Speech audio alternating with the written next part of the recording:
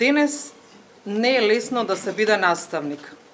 Уште потешко е да се биде наставник на дете со посебни потреби. А најтешко е да се биде родител на такво дете. Да се биде наставник е лично наш избор, но никој лично не одбрал да биде родител на дете со посебни потреби. Што поменуваат родителите со тоа дете, само тие си знаат. Тешко минато, мачна сегашност, а неизвестна иднина. Колку прашања има тој родител за таа иднина која полека, но сигурно доаѓа, а одговори далеку од известни. Образованието е само една попатна станица на таквото семејство. Не е прва, а не е ни последна. Започнува од 2-3 годишна возраст, најпрво со патешествие во здравствените установи. Матичниот лекар кој им тврди: ајде, што се секирате, па кое дете не прозборувало? За да по неколку години слушнеш: на 45 години ќе биде како 12 годишно дете. Тоа многу боли. И потоа доаѓа основното образование. За среќа, има институција во која ќе добиеш писмен документ дека запишувањето во прво оделение може да се одложи за 1 година. И надеж дека таа 1 година ќе го надополни тоа што недостасува за да детето се изедначи со другите деца. Ако имаш среќа, во зависност од структурата на децата во оделението, но уште повеќе од оделенскиот наставник, детето во оделението можеби и ќе биде прифатено. Барем некое време. За понатаму, кога ќе станат поголеми, да бидеш среќен што твоето дете не е прифатено, но барем не е отфрлено. Може ли да биде задоволен еден родител ако знае дека неговото дете не е прифатено, ама барем не е отфрлено? И така, поради неприфатено, но не е отфрлено, родителот сепак да биде среќен што тоа дете на големиот одмор само седи во училница и никој не го видел да оди до локалната продавничка барем да купат заедно еден чипс. И доаѓа родителската средба. Тема ќе биде успехот и поведението, па проблемот со послабиот успех по некој предмет, тестот бил тежок и децата се незадоволни од наставникот, ама и екскурзијата следната недела кога децата ќе се дружат и ќе бидат среќни заедно. И дали овој родител да оди на таа родителска средба и да биде само еден декор и човек кој ќе биде кисело насмеан на смешките на некои случки помеѓу децата. Доаѓа дилемата да замоли другите родители да разговараат со своите деца за да го дружат неговото дете. Може би треба, ако повеќе не е доцна и ова дете веќе ниту сака, затоа што нема само доверба да може со нив да парира. Дали родителот задоцни со оваа молба? Колку работи ќе има кои нема да бидат еден ден задоцнети? Често слушам горди родители чии деца освоиле прво место на надпревар. Други чие дете ги радувало на настап со драмската секција, а некои горди на концерт во музичкото училиште. Јас барам само моето дете да добие работа на час, домашна работа и на големиот одмор да се смее со другите деца во училишниот двор. Мислам, не барам многу. И затоа, ајде да започнеме сите од себе. Мала промена, мала подадена рака за другите не е ништо, но за овие деца значи многу. Родителите, наставниците и учениците заедно можат многу. Да го направиме тоа толку малку, а за некого толку многу.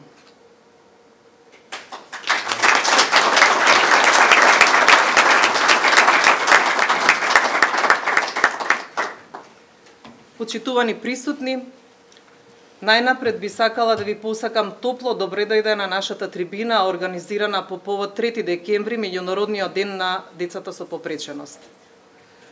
Чест ми е и задоволство што овде сте во волку голем број собрани на овој убав неделен ден пред празничен поради верскиот празник Пречиста. Сите се собравме да оддадеме важност и значење на овој ден. Би сакала да искажам огромна благодарност до професорката на Централната комисија за образование и наука, професор доктор Весна Јаневска, која овде денес помеѓу нас и ни даде несебична подршка да го организираме овој настан. Треба многу нешто да разбереме, а и многу нешто да почувствуваме, како што ова го слушнавме од устата на Слободанка, писмото на родителот. Но за да разбереме некои нешта, треба да знаеме што е попреченост. Попреченост представува физичка, ментална, когнитивна или развојна состојба која го невозможува лицето, му создава пречки да се вклучи во одредени задачи и активности или да ги изведува типичните активности и интеракции. Но, попреченоста не мора и не треба секогаш така да се гледа. Ако попреченоста ја гледаме како богатство на разновидности, различности, и ако се обидеме така да ја доживееме, тогаш нема оправдување за ниту едно општество, за ниту една индивидуа или група која нема да превземе акција за да ги оствари правата на овие лица и да придонесе за нивна благосостојба толку колку што е можно. Токму затоа ние сме денес собрани овде на 3 декември, Интернационалниот ден на лицата со попреченост. Иницијативата за еден ден интернационален на лицата за попреченост потекнува од Обединетите нации, кои 1992 година на своето собрание одлучуваат да прогласат еден ваков ден со основна цел зачувување на правата на овие луѓе, нивна инклузија и одбрана од дискриминација. Секоја година овој ден има посебна тема. Темите се различни и представуваат одраз на приоритетот кој таа година и на потребите кои таа година ги имале луѓето со попреченост и вообичаено во себе ги содржат зборовите право, правда, инклузија, недискриминација. И всушност темите се многу значајни и самиот ден затоа што служат како платформа за подигање на свеста на целото општество за присуственоста на овие луѓе и за нивните права. И не само тоа, тие служат и како мотив за активизам, како на поединци, така и на групи, да се вклучат повторно за некако да можат да придонесат за барем каква таква благосостојба на овие лица. Зошто велам каква таква? Затоа што различни општества со различни економски ситуации различно можат да придонесат, но ако си ги извршуваат обврските и се трудат да придонесат. Третата цел на овие теми и таа платформа е ние да ги разбереме колку е можно повеќе предизвиците и проблемите со кои тие луѓе се соочуваат. Овогодинешната тема на Интернационалниот дел е обединети во акција за спасување и постигнување на целите за одржлив развој за со и од лицата со попреченост. Со оглед на тоа што се случува во светот во овој момент, разните кризи кои веќе неколку години траат, дојдоа во прашање целите за одржлив развој за сите. Па од тука темава е избрана токму затоа за ние да бидеме свесни дека мора да ги интензивираме како општества напорите за да можеме да направиме овој одржлив развој да се остварува особено за најранливите, најсиромашните, оние кои најмногу трпат, вклучувајќи ги и лицата со попреченост, затоа што историски факт е дека во секое кризно време, како и да е, тие се оставаат најнакрај и последни. Токму поради ова, на 11 септември годинава, 2023 година, на самит за одржливи развојни цели е донесена политичка декларација меѓу политичарите на богатите и големи земји, е донесена една политичка декларација во која се вели дека да, овие цели за одржлив развој треба да се очуваат за сите, но фокусот треба да се постави на активности кои ќе ги таргетираат овие ранливи групи. Кога зборуваме за овој ден и темите, јас би додала уште нешто. Што значи кога се одбележува овој ден или кога се спомнуваат темите? Тоа значи дека општеството станува свесно за потребата од инклузијата на различностите.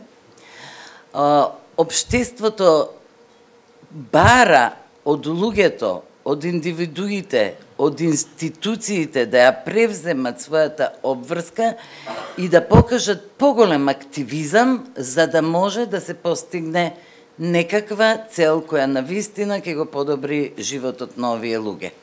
Се организираат вакви настани, како што ние денес организираме настан, за преку нашиот настан сите други, кои да речеме не се тука, ке слушнат за што станува збор.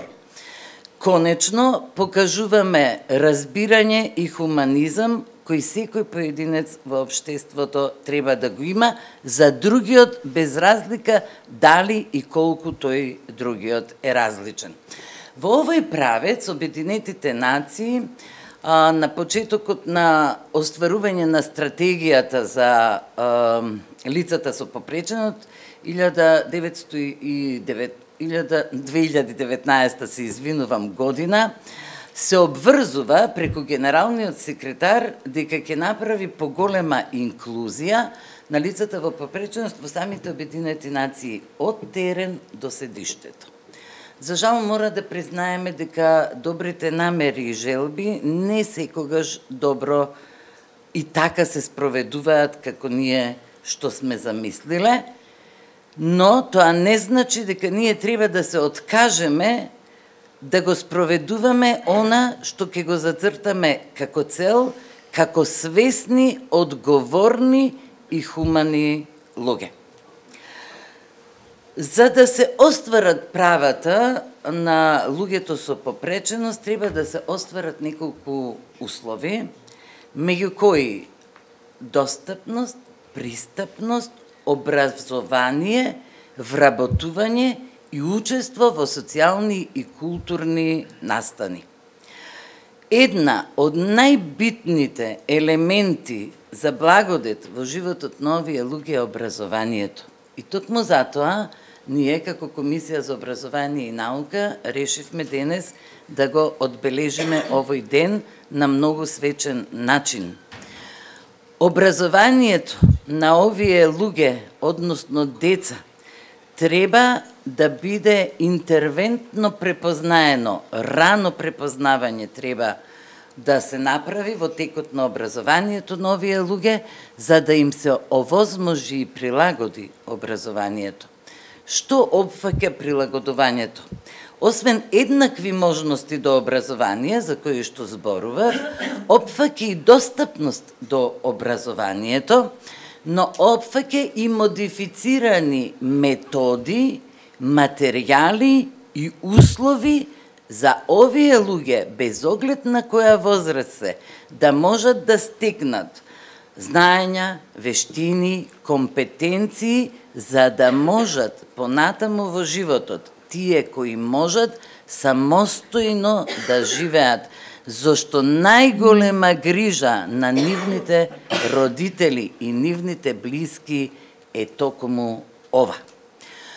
Покрај тоа се разбира, образованието треба да им понуди и индивидуални образовни планови и програми и нешто што е многу значајно, трансфер на тие што можат од еден во друг степен на образование, од основно во средно, од средно во високо образование, но ништо тоа не може да се направи ако нема доволно стручни, специализирани луѓе и експерти во таа област, како што ние денес се потрудивме да обезбедиме денес, за да ја зголемеме, се разбира и родител кој ќе сподели со вас тоа што има да сподели, за да ја зголемиме видливоста на потребите на овие луѓе.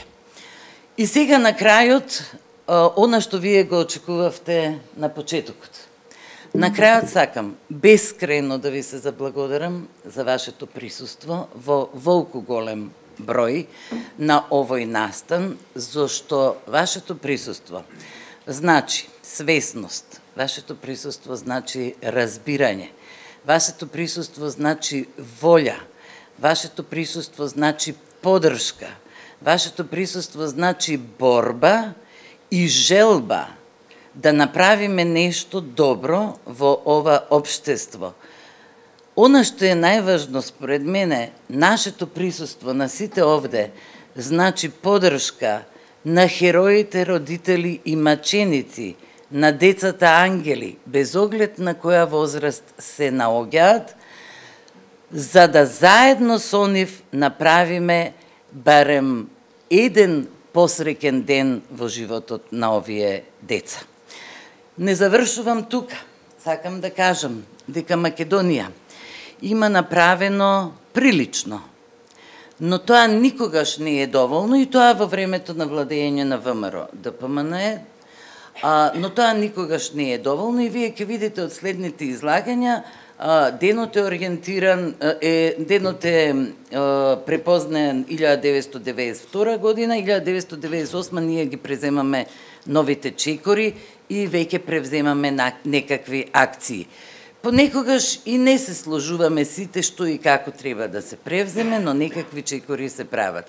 Она што сакам сите присутни да го знаат и она што сите други ќе го проследат овој настан е дека идната влада на ВМРО ДПМН преку Комисијата за образование и наука се обврзува да направи се што е можно во можностите кои оваа држава може да ги понуди на целото општество, да го подобри не статусот, не е битен, да го подобри животот и чувството на благосостојба на овие лица. Јас уште еднаш бескрајно ви благодарам. Благодариме уште еднаш на председателката на Централната комисија за образование и наука, професор доктор Весна Јаневска, за идејата која ни ја даде и несебичната поддршка во текот на организацијата на целокупното одбележување на 3 декември, меѓународен ден на лицата со попреченост. Централната комисија за образование и наука е овде денес присутна, но присутни се и многобројни родители на вакви ученици и токму од овие причини ние денес одлучивме да ја започнеме трибината преку пораката од родителот, односно писмото кое што тој го има напишано, а кој што е всушност еден емотивен крик на состојбата која што ја живееме со овие деца со попреченост и проблемите со кои што се соочува секој родител. Денешната трибина ќе и воедно и ќе ја завршиме на тој начин со обраќање на родителот, меѓутоа во меѓувреме би сакала да ве запознаам и со останатите говорници на трибината, а тоа дел од нив се членовите на работната група за посебни образовни потреби при Централната комисија за образование и наука. Така што би сакала сега во овој момент да ја поздравиме координаторката на работната група, господја Снежана Трпевска.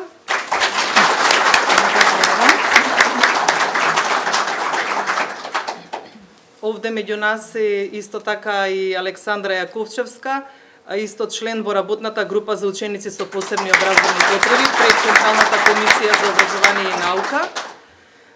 Овде е и Магдалена Петревска, член на Комисијата за образование и наука. Родителката Марина Билбиловска. И секако јас, вашиот денешен модератор, Слободанка Джиповска, член на работната група за деца со посебни образовни потреби при Централната комисија за образование и наука. Сметам дека можеме сега да започнеме со работниот дел на трибината. Одбележувањето на овој дел има за цел да промовира разбирање за прашањата поврзани со лицата со попреченост, како и да мобилизира поддршка за достоинственост, за правата и благосостојбата на лицата со попреченост. Со одбележувањето на овој ден се стремиме да ја зголемиме свеста за овие лица и да овозможиме нивна успешна интеграција во образовниот процес, но и во секој аспект на живење. Почитувана господја Снежана Трпевска, би сакала со нас да ги споделите вашите согледувања за актуелната состојба со инклузивното образование. Повелете. Ви благодарам. Јас моето излагање денеска би го започнала со една порака која што воедно беше и лого на една секција во која што јас учествував и во која што учествуваа ученици и наставници во институцијата каде што работев. А логото беше: тука сме, заедно сме, а можеме повеќе. И тоа е тоа што ни даваше мотив, волја, сите заедно да постигнуваме и tekako добри резултати. Инклузивното образование, односно процесот на инклузивното образование, произлегува од одговара на различните потреби на лицата со попреченост, на децата, излегува во пресвет и одговара на нивните потреби, за да може овие лица да обезбедат пристап, да обезбедат учество во училиштето, во образовниот процес целиот и да може непречено да функционираат во средината. Всушност, инклузивното образование и процесот на инклузивното образование подразбира менување, прилагодување на се што е во смисла на наставните планови, на наставните содржини, прилагодување на пристапот, прилагодување на методите, прилагодување на стратегијата, се со цел прилагодување на целиот воспитно-образовен процес, се со цел да може за сите ученици да се овозможи квалитетно образование. Процесот на инклузивното образование е многу сложен и е многу динамичен. И тука го поставуваме прашањето: како овој процес да го направиме да биде пофункционален. И морам да кажам овдека да направам една ретроспектива во смисла на како почнува инклузијата во суштина. Идејата за инклузивното образование започнува со изјавата од Саламанка и со пораката или рамката на ОПСЕ и изјавата за образование за сите, односно програма за образование на сите. Што тоа подразбира? Тоа подразбира вклучување на сите без разлика на нивната интелектуална, на нивната здравствена, на нивната ментална, на нивната социјална или пак јазична бариера, да може сите да се вклучат и да партиципираат, односно да учествуваат во образовниот процес. И она што е значајно, замислата била да училиштата, посебните училишта, бидат како ресурс или како поддршка на инклузивните училишта или како развивање на инклузијата. Во нашата држава, во Република Македонија, инклузивното образование започнува во 1998 година и започнува проектно. Имено, инклузивното образование тогаш било, или зачетоците на инклузијата, на инклузивниот процес, била со тоа што наставниците од 5 училишта се едуцирале како да работат со дечиња со посебни потреби, со ученици за посебни потреби, за да потоа тие ги вклучат овие ученици во паралелките каде што тие работат и да можат она што се обучиле да го применат. Понатака, јас се извинувам, само ако може да...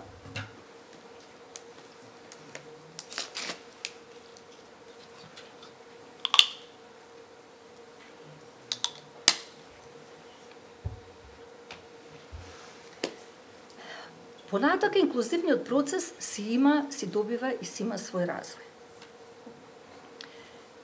Постепено во инклузивниот процес почнува или во инклузијата во Република Македонија започнуваат да се вклучуваат дефектолози, кои што во почетокот тие имаат улога на мобилни дефектолози, кои што обслужуваат повеќе училишта, за да потоа преидат, односно се вработат во училиштата и даваат поддршка на учениците во самите училишта.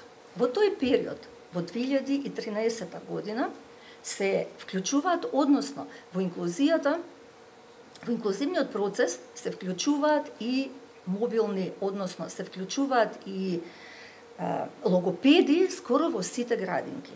Истовремено и со овој процес или со овој проект се опфатени и градинките, односно една година, 2009 година, една година после вклучувањето на или пилотирањето на овие 5 училишта, се вклучуваат и 5 градинки. Она што е значајно во тој период, сето она и поддршката што ја добивале наставниците и целиот инклузивен процес се заснивал на меѓународни документи, се заснивал на домашни стратешки документи и она што им било потребно на наставниците, а тоа е обезбедување на одредена поддршка во смисла на прирачници, тие биле соодветно изготвени и применувани. Она што на некој начин направи и одредени поместувања, можам да речам, тоа е донесувањето на Законот за основно образование, каде што веќе ние имаме целосна трансформација на училиштата со посебните основни училишта и тие се трансформираа во основни училишта со ресурсен центар. Ние имаме донесување, односно врз основа на тој закон се донесе ова концепција за инклузивно образование и станува збор веќе за документ кој што го е основа на инклузивното образование, се изготвија сите подзаконски акти и на некој начин, и она што е многу во моментот значајно, тоа е дека од оваа година веќе ние немаме, односно не можеме не може да се запишува ученици во посебните основни училишта, а сега ресурсни центри. Основни училишта со ресурсни центри. И сето тоа можеби звучи убаво. Меѓутоа, да видиме што во суштина се случува во пракса. Имено да тргнеме од наставниците. Наставниците и во однос на наставниците да го поставиме прашањето. Затоа што најзасегнати, односно оние кои се директно вклучени во инклузивниот процес, тоа се наставниците, родителите и учениците. Од аспект на наставник, ние веднаш можеме, односно треба да се помислиме и да кажеме и да го поставиме прашањето, што наставникот може, односно како, што може, што прави и дали може тоа да го прави. Затоа што колку наставникот е способен за сето ова, затоа што многу често наставниците се можеби стекнале компетенции за да работат со деца со посебни потреби. Меѓутоа, дали наставниците тие компетенции што ги стекнале можат да ги применат? И дали уште им треба компетенции со кои што тие можат да излезат во пресред во работата со децата со посебни потреби. Од друга страна ги имаме родителите. Ние ги видовме родителите. Слушнавме еве од излагањето на Слободанка, односно од она што таа го прочита за родителот, ние слушнавме со кои се проблеми се соочуваат родителите. А родителите имаат секакви предизвици. Родителите, поминувајќи низ лавиринтот, наречен инклузивно образование, со надеж дека ќе го ја избрале целта до која што ќе стигнат, тие се изложуваат на секакви предизвици. Имаат попатно родителите имаат, односно децата на тие родители имаат здравствени проблеми, потребни им се скапи терапии, на родителите исто така се изложени во смисла на доаѓаат во училиште, се содруваат со секакви потешкоти, се содруваат со секакви проблеми и секогаш велат како ќе биде, сакаат да парticipираат во училиштето, меѓутоа сето тоа е еден голем предизвик за нив.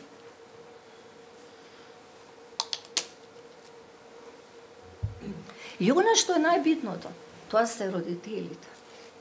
Односно се извинувам, учениците. Учениците се тие кои што се во центарот на вниманието. Учениците се тие кои што се изложуваат, односно во процесот на инклузија, во процесот, во образовниот процес. Тие се тие кои што се изложени на некој начин на секакви влијанија. И во која смисла ова го говорам? Го говорам во смисла на тоа дека учениците обично може да бидат од средината неприфатени. Може би тие ученици може да бидат маргинализирани. Тие ученици може и дури при тоа и децата што се со комплексни потреби, учениците што се со комплексни потреби, да мислиме или да се мисли дека па добро може би тие и можат или и да се вклопат или да не се вклопат во средината или во училишната средина, дека може би и тоа не е голем, нели за нив на некој начин предизвик. Меѓутоа, што овие деца чувствуваат? Дали може да се размислува како овие деца сето тоа го доживуваат, затоа што станува збор за ученици кои што навистина имаат и текако потреби. И во целиот овој процес, во сето ова, ние тука веќе и можеме да разговараме, нели, за поддршката која што ја добиваат. Тие добиваат поддршка во смисла на образовни асистенти, асистивна технологија, прилагодени програми, индивидуален образовен план и модифицирана програма, потоа и поддршка од ресурсните центри, односно од основните училишта со ресурсни центри. Меѓутоа, ресурсните центри можеби се опремени, ресурсните центри се во развој, ресурсните центри, односно основните училишта се екипираат. Меѓутоа, дали тие можат да даваат поддршка целосна, затоа што тие функционираат регионално. Тие се за еден регион. Ресурсните центри се поддршка на училишта основни, односно на инклузија на еден цел регион. И тука веќе ние го поставуваме прашањето како, односно дали може еден ученик кој што има потреба да дојде во ресурсниот центар и да добие одредена услуга во ресурсниот центар, дали тој може и како може тоа да го приушти. Од причини што треба да дојде од една во друга општина, затоа што ресурсните центри покриваат повеќе општини. Дали тој може да дојде каде, ако проблемот во однос на превозот, затоа што кој ќе го плати тој превоз? Дали тој превоз ќе биде соодветен за дете со комплексни потреби? И сето тоа предизвикува една голема дилема и проблем кај родителот. Особено што ако се земе во предвид дека дел од модифицираната програма треба да се реализира во ресурсниот центар. Како тогаш ученикот ќе дојде, односно родителот во ресурсниот центар, да може да се реализира тој дел од модифицираната програма, кога му е потребно многу време во сето тоа, кога му е потребно неколку, можеби повеќе пати да дојде во ресурсниот центар. Исто така, проблемот, односно, ние во однос на сето тоа, се јавува еден дополнителен предизвик, а тоа е нешто што не е решено во однос на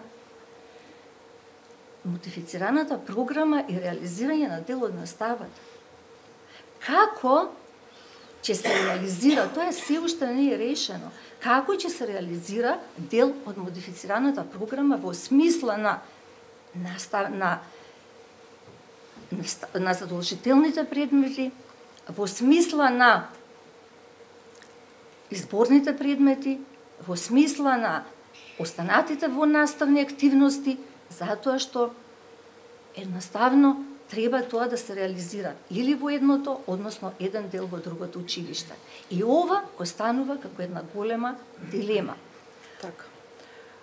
Ако веќе го ја заокруживте вашата тема, мислам дека дел од овие работи понатаму во практичниот дел би можеле повеќе да ни ги подобјаснат и останатите соговорници кои што баш произлегуваат од таквите училишта, се соочуваат секојдневно со вакви проблеми и предизвици, би можеле на крајот и околу перспективите нешто повеќе да ни доловите. Меѓутоа, во теоријата убаво ни кажавте дека состојбата е таква. Каква е во пракса и со какви предизвици се соочуваме ние како вработени во училиштата, исто така и во редовните, не само во училиштата за деца со посебни потреби, бидејќи редовните училишта знаеме дека ги задоволуваат сите оние веќе стандарди, се опремуваат со материјална, техничка подготовка, финансова, кадровска подготвеност, се екипираат, меѓутоа факт е дека во моментов во училиштата се врши едноставно физичка интеграција на децата со посебни образовни потреби наместо инклузија. Господја Магдалена, би сакала нешто повеќе да ни кажете како е во вашето редовно училиште, кое што се смета за инклузивно училиште и во себе има можеби најголем број ученици со посебни образовни потреби отколку во другите училишта. Повелете. Благодарам, Слободанка. Поздрав до сите гости. Јас доаѓам од едно општинско основно училиште кое што е едно од меѓу најголемите во нашата република и со самиот број на ученици некаде околу 1600 оваа година ја наметна потребата за инклузивно образование уште многу одамна, од самите почетоци на воведувањето на инклузивното образование кај нас. Меѓутоа, негдека поактивно започнува со работа 2010 година, кога двајца оделенски наставници и дефектологот стануваат и национални обучувачи на инклузивното образование. Се вклучуваат во поголем дел наставниците од сите делови во воспитно-образовниот процес на обука и дисеминација. Во самото училиште има изготвено сите интерни акти, се формира училишен инклузивен тим, се изготвува работата за училишниот инклузивен тим, правилници за препознавање и работа за деца со ИОП и давање на нивна поддршка. Веќе најново се изготвува и програмата за модифицирана програма. Во изминатите 2 години, значи со голема помош и поддршка од општината и градоначалникот, нашето училиште станува едно од најинклузивните училишта, не само на територијата на општина Аеродром, туку и во државата. Во однос на опрема, училиштето е опремено од се. Значи има пристапни рампи, тактилни патеки, внатрешни подвижни рампи, инклузивен лифт, инклузивен тоалет и со една општествено одговорна компанија минатата учебна година е создадена и сензорната соба. За жал, во нашето училиште оваа учебна година имаме 43 ученици со попреченост, во најразличен вид на попреченост, кои што секојдневно се борат со своите предизвици. Кога ќе видиме од една страна она што е инклузијата на хартија и колку училиштето е подготвено, можеме да кажеме дека инклузивното образование навистина функционира. Меѓутоа праксата, секојдневието покажува нешто сосема друго. Борбата допрва започнува. Се ова е некаква подготовка на она што значи вистинска имплементација или од оваа година, како што се нарекува, тотално инклузивно образование во основните училишта. Не само основните, туку и во средните. Меѓутоа, предизвикот на терен е голем. Недостатоците се уште поголеми. Родителите, наставниците, а најмногу учениците се сведоци на сето она што недостасува. Првата пречка родителите ја при запишувањето во основното училиште ја почувствуваат при тоа што не можат да дојдат на време да обезбедат термин во МКФ, да се обезбеди таа проценка доколку не е обезбедена во време престојот во градинка. Па од тука обезбедувањето на асистент со самиот почеток на 1 септември да одсти. Со тоа учениците навистина не знаат каде се. Промената на средината влијае навистина негативно кај нив. Им создава некоја конфузија. Страв. Стравот е и кај наставниците, и кај родителите, и кај целокупниот персонал. Страв од тоа не како да се однесуваме со детето, туку како навистина да му помогнеме. Имаме втор проблем. Асистенти кои што доцнат и по обезбедена МКФ, асистентите веќе сме декември месец се уште не се обезбедени.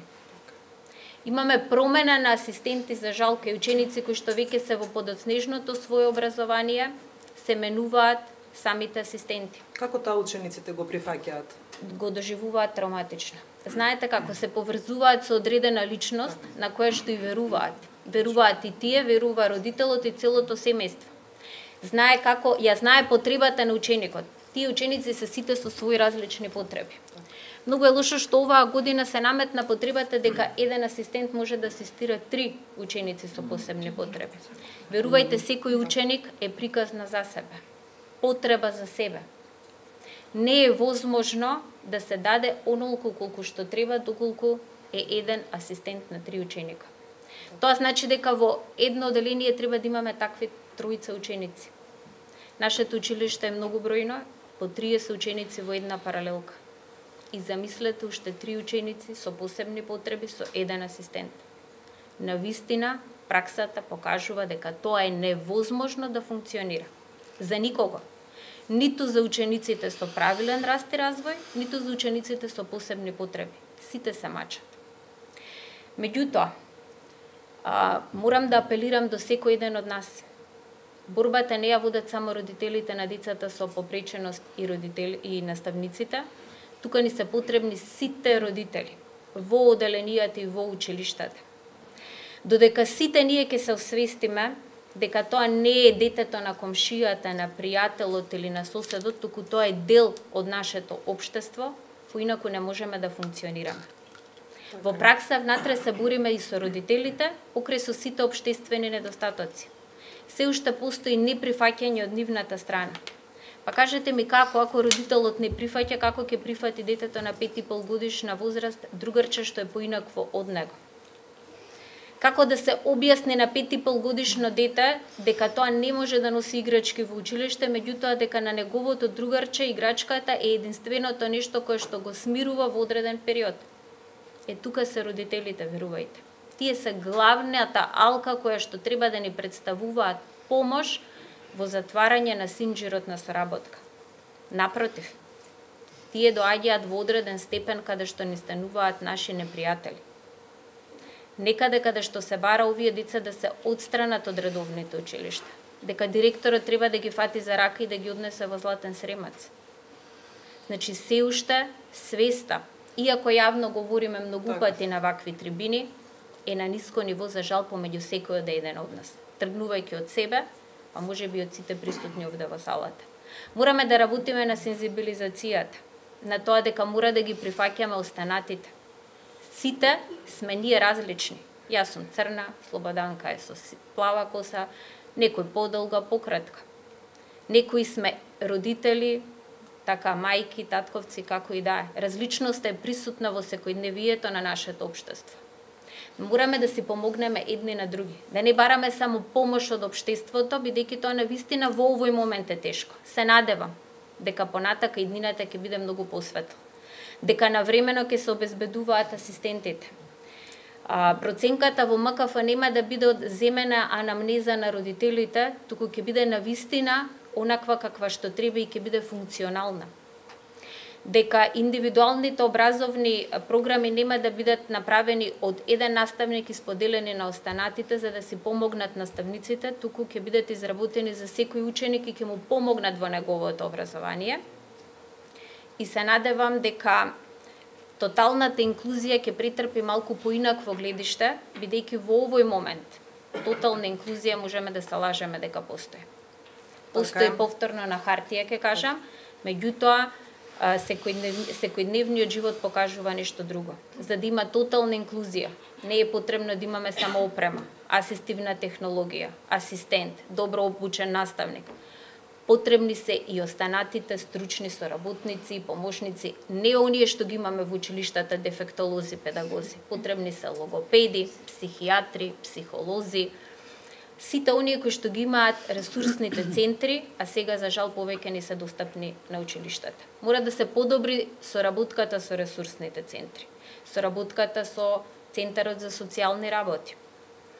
Во сегашниот закон, родителското право е преголемо и училиштата се соочуваат со неможност одредени ученици, каде што родителите не ја прифаќаат состојбата на детето и по укажувањето наше, да можат да се испратат на таква проценка. Треба ние како училиште да се обратиме до Центарот за социјални работи, па тие доколку проценат во разговор со родителите да ги испратат на МКФ проценка. Тоа навистина не дека оди тешко не функционира. За жал сведок сум јас во моето училиште, затоа што не секогаш учениците се со само физички и интелектуални посебни потреби.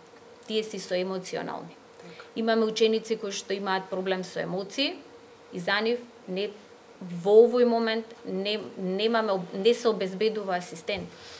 Тие се потенцијална опасност пред се за самите себе, потоа за останатите ученици, бидејќи не знаеме што и како можат. Целокупното општество за сега, сите институции, единственото нешто кое што го препишуваат дека некој треба да работи со таквите ученици се училишните психолози и педагози. Тие се двајца на 1600 ученици, 43 со посебни потреби. Реално е невозможно. Во работните задачи на секој еден од нив, на психологот и педагогот, е дел работата со учениците, така? А тие ни наложуваат постојано да бидат присутни во училницата. Па замислете двајца да се присутни кај овие двајца. Во 43 немаат сите асистенти, за жал имаме само 12 асистенти. Покрај дефектологот мораат да ги асистираат и останатите ученици и губиме на квалитет, се губиме во процесот на инклузивното образование. И на крај да не должам. Апелирам до секој еден од нас. 3 декември да не ни е само точка за говорење за лицата со посебни потреби. 3 декември да биде еден од 365 денови кога сите ќе работиме на овој проблем.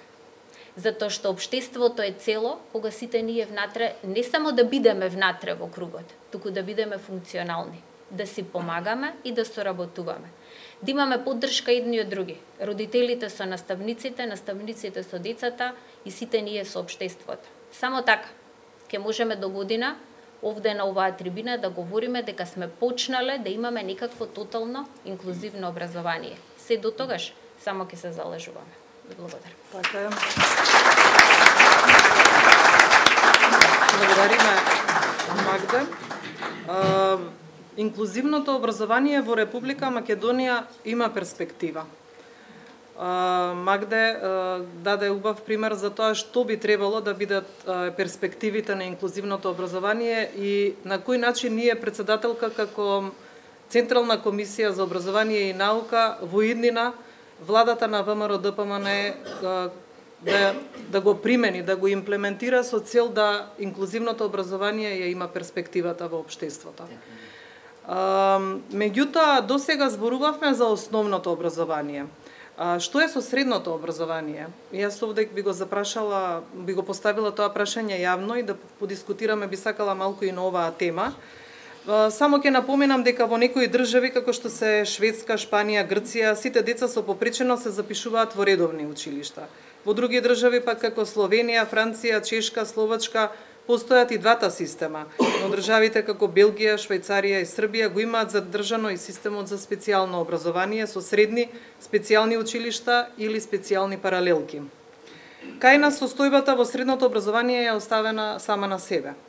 Но фактичката состојба говори дека интегративниот процес го намали бројот на овие ученици во специјални училишта. Факт е дека тие се помалку таму се запишуваат, односно истите се запишуваат во редовните средни стручни училишта.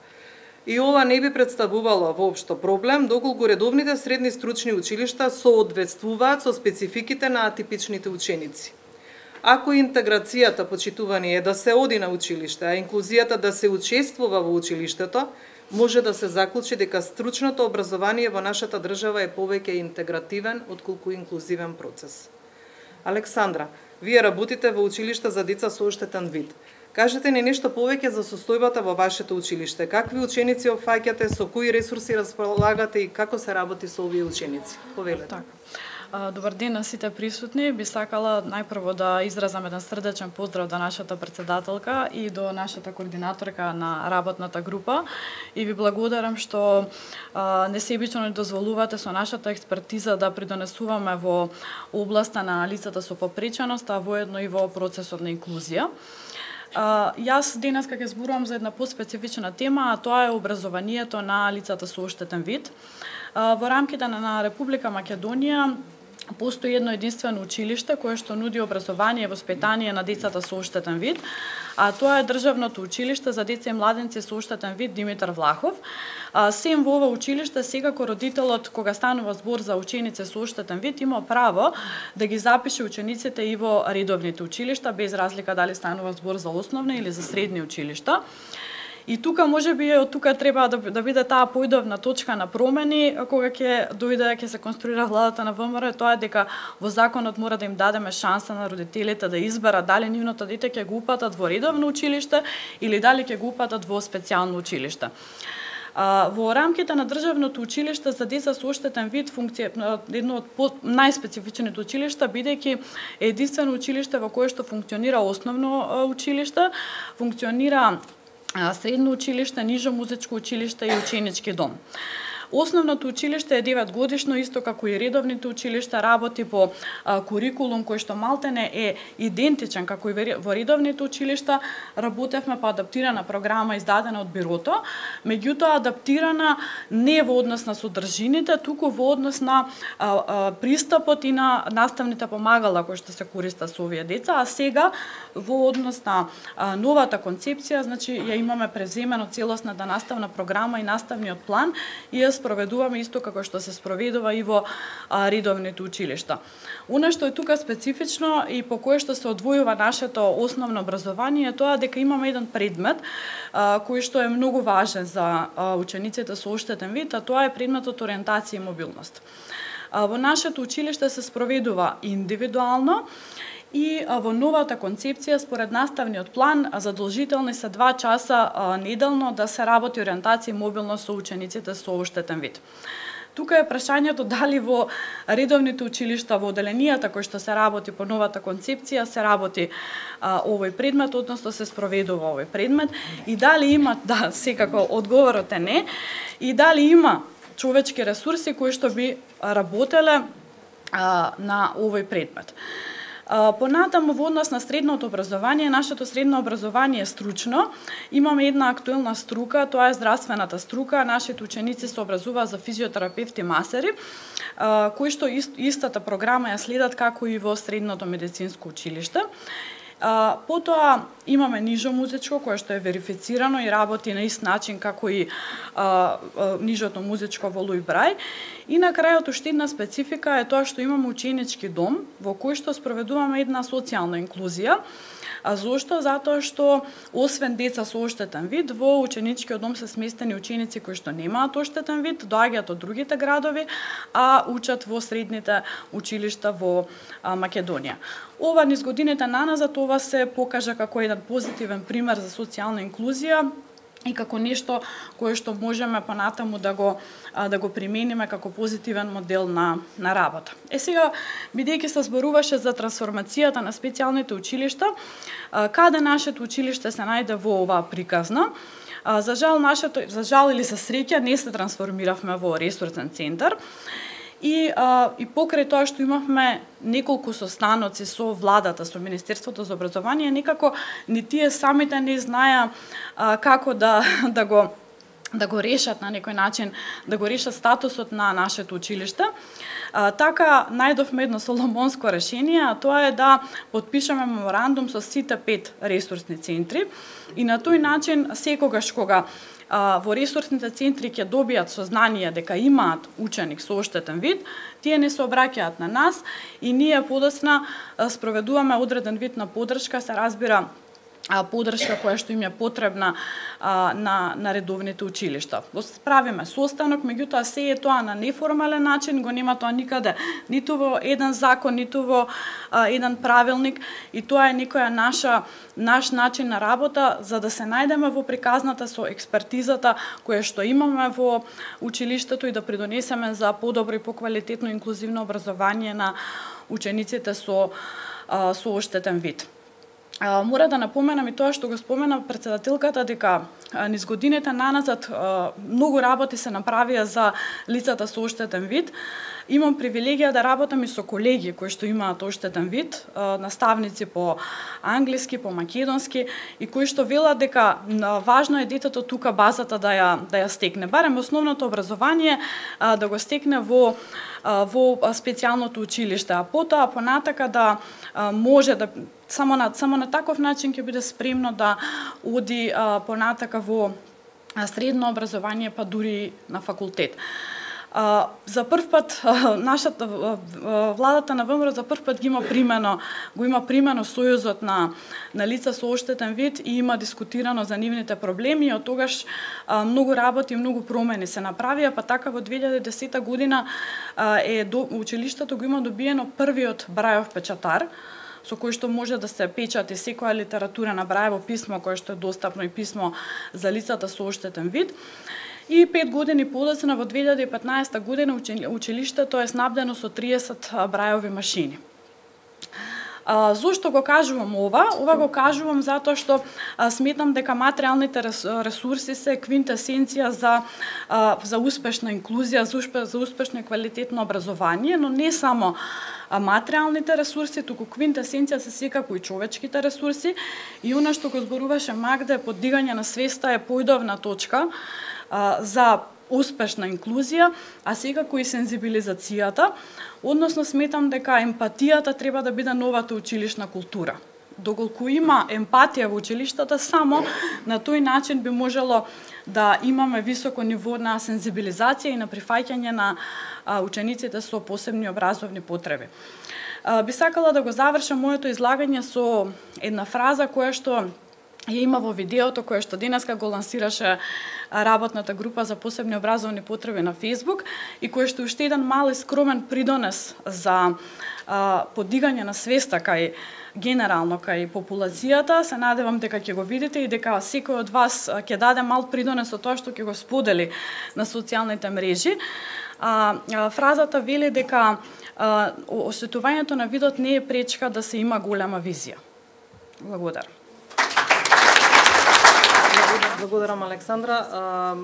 Александра ни зборуваше за училиштето за деца со оштетен вид.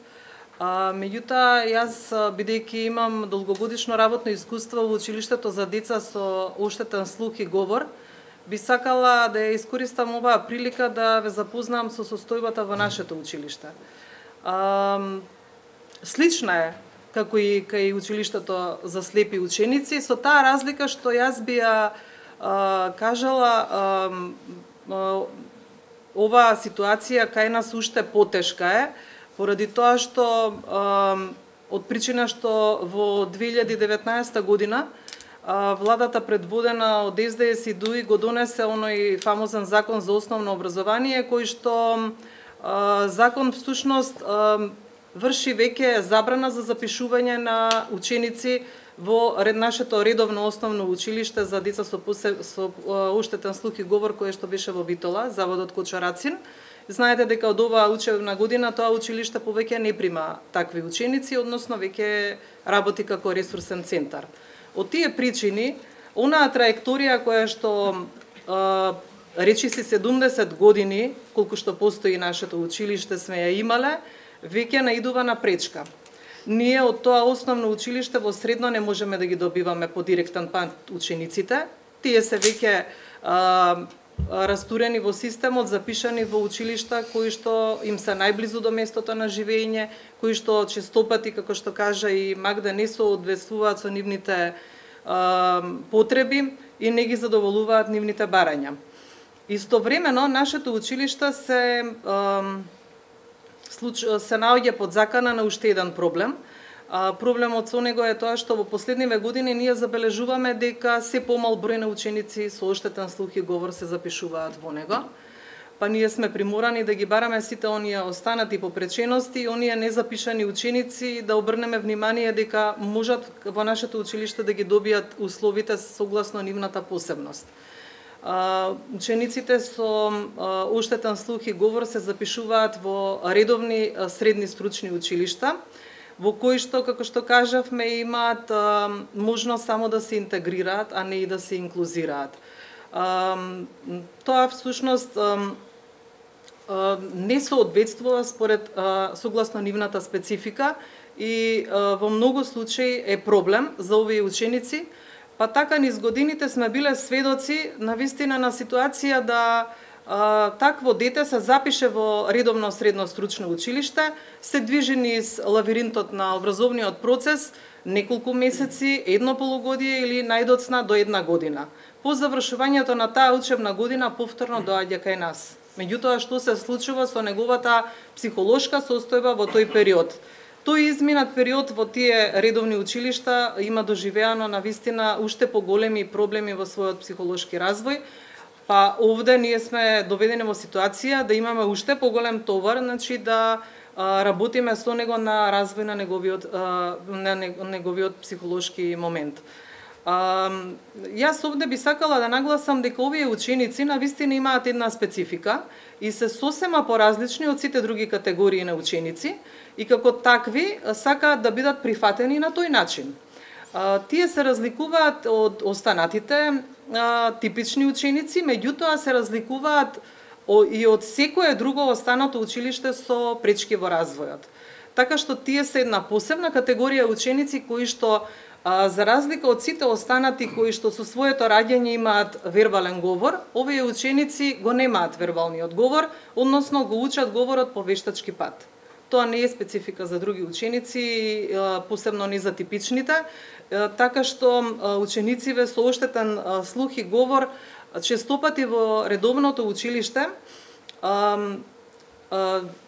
едноставно функционираат на начин неразбирлив за останатите врсници. Се случува кај нив да има врескав говор, неразбирливи крици спуштаат, или пак премногу тивко зборуваат, што представува дополнителна бука и пречка за останатите ученици и тие честопати ги отфрлаат токму поради овие причини. Ваквите ученици имаат проблем со пишаниот збор.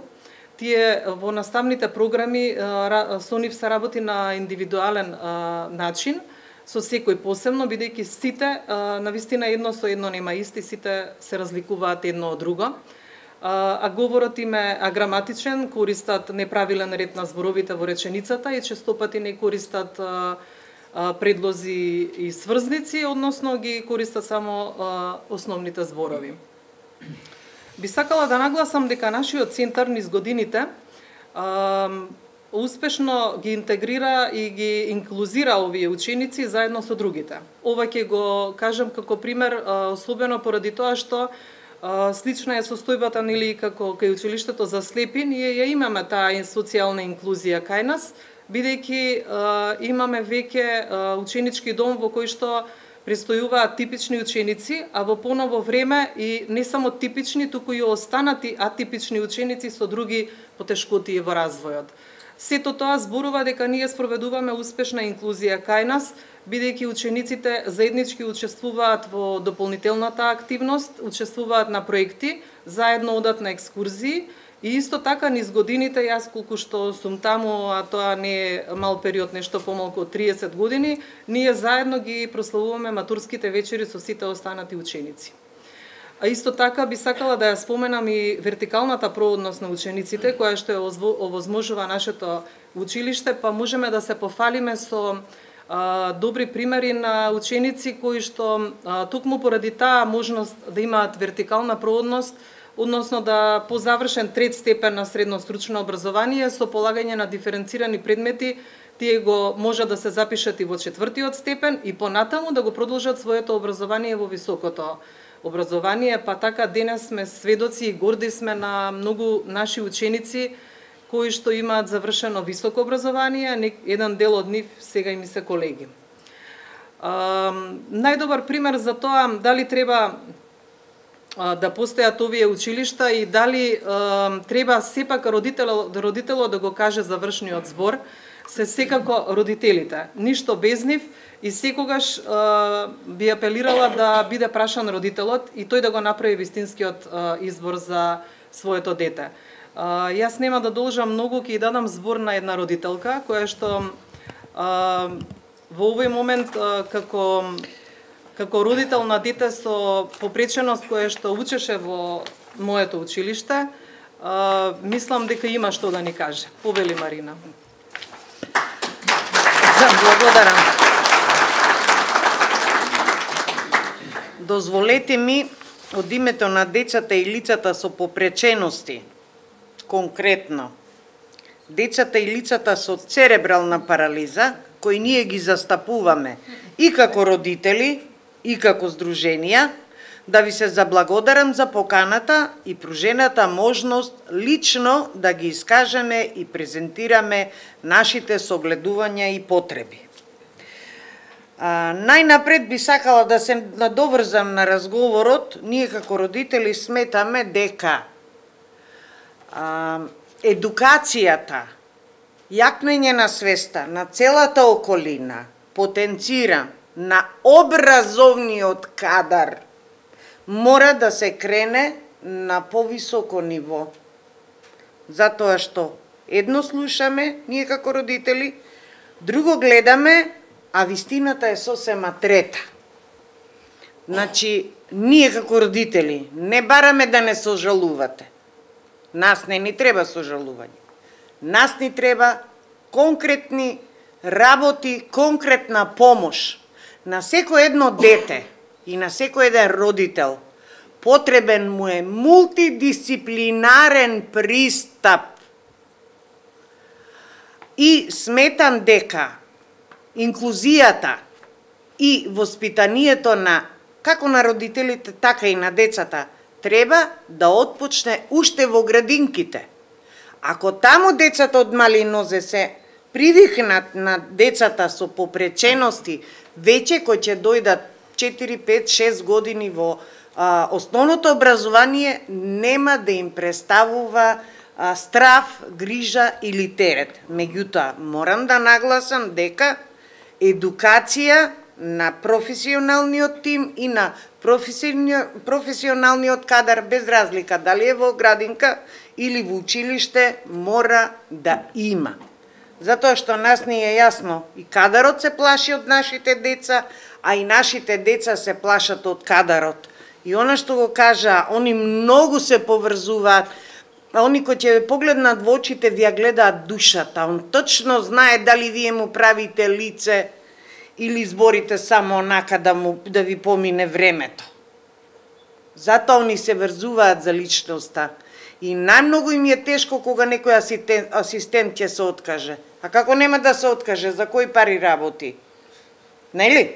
Сите сакаме да преживееме, нас не е јасно тоа. Меѓутоа, Мораме да се стремиме кон тоа државата да си ја превземе својот дел од одговорноста, меѓутоа точно и конкретно.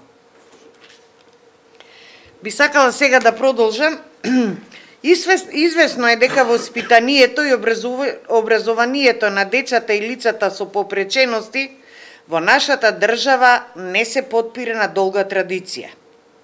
Воглавно, се сведува на имитирање на нешто што е изготвено во други држави и пред тоа не обрнувајќи внимание на тоа дали и колку проценти имала успех таа програма и колку несогледливи последици остава. Свесни сме, нели, да не ги набројувам сега колку програми поминавме, и типичните и атипичните деца.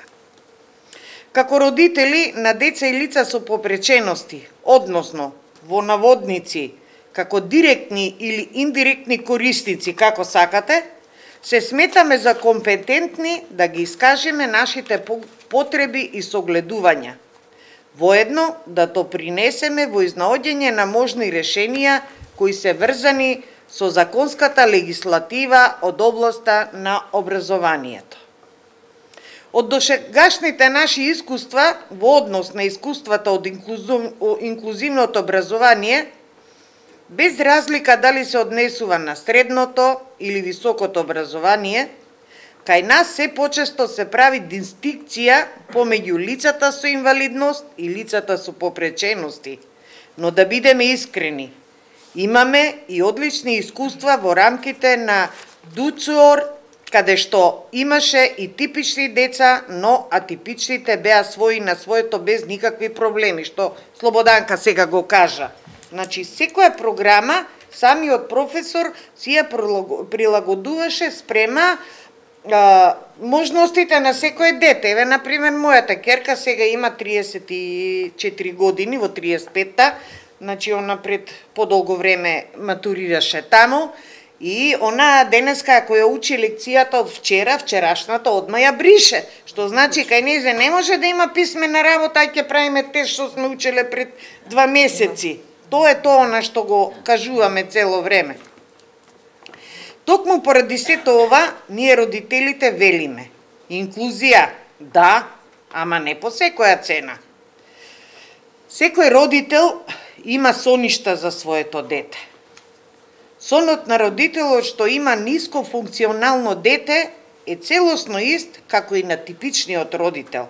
Дека неговото дете еден ден ќе стане интелектуална личност, дека ќе биде добар граѓанин на оваа држава и дека ќе и врати со работа. И барајки излез од лавиринтот во кој се наоѓа, а тежнејки да ги исполни своите соништа за своето семејство, затварајки ги очите, се втурнува во уште подлабока бездна од која нема назад. Бездната наречена инклузија. Зошто го велам ова?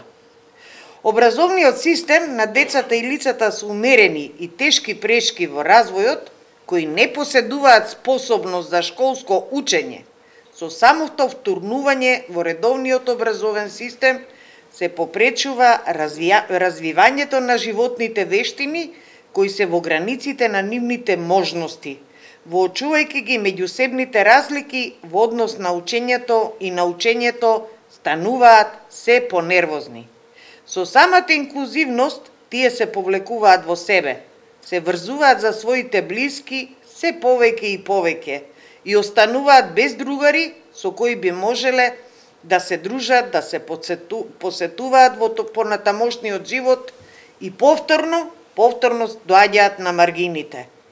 Напред немаат со кого, немаат друштво, тие што се во редовно училиште, секој си има своји потреби, желби, другари и одма се двои. А назад немаат каде, затоа што тие што биле како нив, немаат никакви контакти и остануваат сами на себе повторно во четирите ѕида на своето семејство. Затоа, како родители апелираме дека на децата и лицата со попречености им е потребно посебно основно образование, посебно стручно образование, средно, но да се отпочне од најмала возраст, од предучилишната возраст. Јас мислам дека бев доволно јасна. Благодарам, затоа што секој наше говорење, секој наш настап, ние наново го преживуваме она што сме мислеле дека го имаме негде у некоја фиолка длабоко заклучено. Не е тоа, секогаш живе во нас и работи во нас. И затоа не замерувајте некојаш кога сме многу понервозни или кога не знам, не можеме да ви обрнеме внимание. Ние не сме лути, ние сме само безизлезни. Очајни, тоа, точно. Ви благодарам уште еднаш.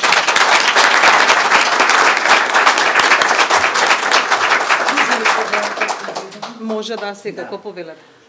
Или да ве информирам, ние сме се сретнали Да. пат. Ние на Комисијата за образование и наука на ВМРО-ДПМН сериозно сме го разгледувале овој проблем во многу наврати, посебно групата која работи на оваа проблематика, групата за посебни образовни потреби на лицата со попреченост, и нашата влада прво ги донесе закон за средно образование. Нема потреба, Слободанка. Јас ке станам. Прво ќе го донесеме законот за средно образование, а второ, да, ќе ви дадеме можност на родителите да одберете и да ве посоветуваат, можност да слушнете советување на стручни лица, и вас, и детето, доколку нели тоа е можна опција, да одберете дали и каде сакате вашето дете да учи. Од тука произлегува дека оваа влада ќе овозможни постоење на ваквите и други училишта, оваа влада која што доаѓа, нели? Оваа влада која што допрва доаѓа, овозможи постоење на вакви училишта во кои вашите деца ќе бидат среќни, а вие ќе бидете барем минимално задоволни. Она што јас сега би сакала да надополна во однос на ова што го кажавте. Значи, јас би сакала да му се даде можност родителот кој сака. Меѓутоа, не е сигурно дека родителот секогаш знае што сака. Затоа реков, секој си има соништа. Потребен му е стручен тим кој ќе поразговара со него, кој ќе му каже: имаш оваа опција, имаш оваа опција. Со ова добиваш ова, а со ова не можеш да добиеш. Со тоа што ние како постари родители, поискусни, стоиме на располагање, оти друго е родител со родител кој ќе си разговара, друго ќе му речеме: еве ја керка ми, таа учеше у партение зоографски, таа беше многу среќна таму, знае Слободанка, ја 4 години во училиштето преседов, затоа што не се двоеше од мене. И ден денеска е така, мислам, тоа е една состојба во која се наоѓа покрај се другото. И така да среќна беше. Така. Спомнав, нели реков некој да ве посоветува. Да. Ќе бидат вклучени сите релевантни институции и стручњаци кои што ќе бидат подребни за народителот да му помогнат да ја донесе одлуката. Впрочем и сега е така, нели? Па не е баш така. Не, друго сакам да кажам, тоа не е така, тоа ќе биде така. Во моментов, за жал од оваа година ги нема, но порано правиле обид некои родители да ги вклучат децата во типични училишта, па после месец-два се предојмостували и Слободанка кажа: тоа не е греда. Треба да им се дозволи на децата и на родителот да пробаат да остварат некоја своја желба, но недостатокот на стручњаци кои ќе поразговараат не само со децата, со родителите, со нивното обкружување, ние ќе го надокнадиме.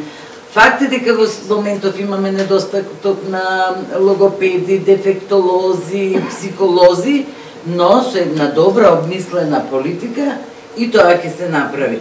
Јас само едно би сакала да ви кажам, неколку пати реков новата влада ќе направи ова, новата влада ќе направи она. Тоа не се прави за 24 часа, вие треба да го знаете тоа, да не речете утре ветивте, а не остваривте. Но полека и со заеднички сили, со ваша помош, чекор по чекор ќе го направиме. А од вас бараме само малку трпење и разбирање. Така.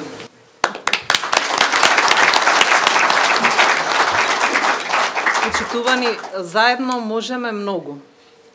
Да го направиме нашето малку за некого толку многу. Ви благодарам на сите за денешното присуство на трибината. Посакувам подобро инклузивно образование со владата предводена од ВМРО ДПМН. Ви благодарам.